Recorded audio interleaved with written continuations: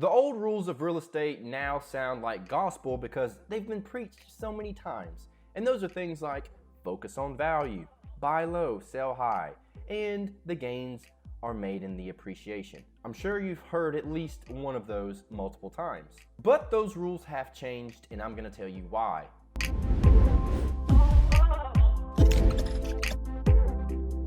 Hey everybody, I'm Zach the Money Nutritionist, and today we're going to talk about real estate. But if we're not talking real estate, we're talking finance. Those are my two areas of expertise. So if you want to stay up to date with the freshest and newest real estate and finance info, make sure to crush that like button.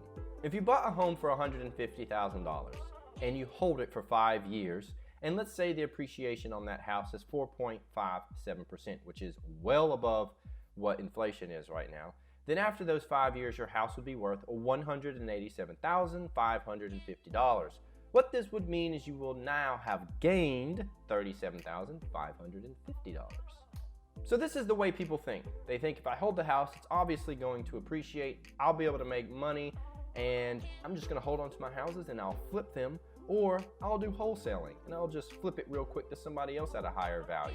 And so what that means is everyone's doing that. You have more realtors right now than you have real estate listings.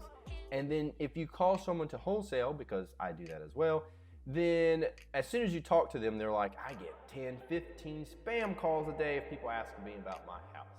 So that's what's going on because people think you can get rich really quick and make quick cash by flipping and wholesaling houses. The thing is, you only get paid when you flip or wholesale houses. So how's that any different from a job? It's not.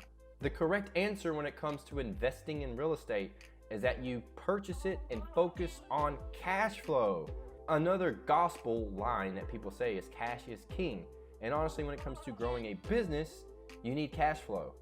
Because then at that point, the appreciation or depreciation of your property doesn't matter. Just look at 2008 and what happened.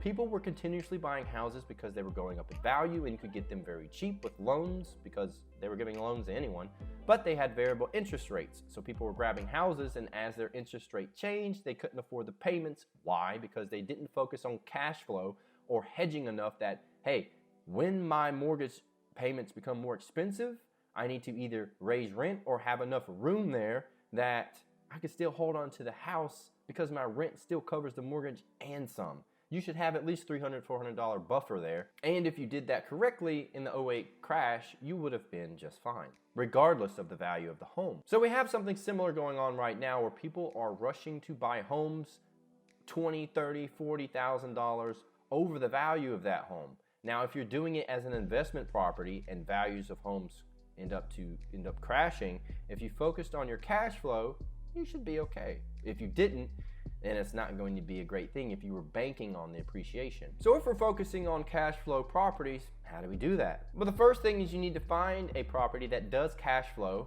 based on the rent you can charge in that area and the mortgage, taxes, insurance that's going to go into the house. So over time, what you're doing is as you increase rent, you're increasing your cash flow. The second way that you can increase your cash flow and focus on building a portfolio right now is to look for under the radar properties. Everyone's going after great houses in great areas, and you're gonna have to go in at asking or over. So where can you go find properties that are not on people's radars? One would be that you can work with a wholesaler. Even though some wholesale properties are a little more pricey, you can still find houses that are at a value price where you can do some updates that then builds in that value, and then you still at that point can charge a high enough rent to cash flow. So that's one place, is by finding off-market deals by working with a wholesaler. The second area people aren't looking at is affordable housing. So these are your cheap rundown homes in areas that aren't that great, but it doesn't even have to be that. Why? Because right now there's an affordable housing crisis. There are roughly 12 million households where people are spending over 50% of their income on just rent. It's supposed to be 40 at most, and ideally 30% of your income. This means a family with one income earner, they can't really afford rent and all the other necessities right now. So they need houses that are priced at an affordable price. So that's an area that's being overlooked, and it's really an area you can capitalize for cash flow. Secondly, you can go after low-hanging fruit, and that would be mobile home parks. Many investors do focus on mobile home parks because the cash flow is fantastic. And people have this negative stigma of mobile home parks, but if you've looked at them recently, They're really freaking nice. So the takeaway from all this is that you need to focus on stable cash flow and income from your portfolio. So over time, your cash flow takes care of you and your family. You're not sitting there waiting and crossing your fingers for things to appreciate. If '08 happens again or we have another recession, those values will go down. And you're sitting there holding a dead egg. So you don't want that to happen.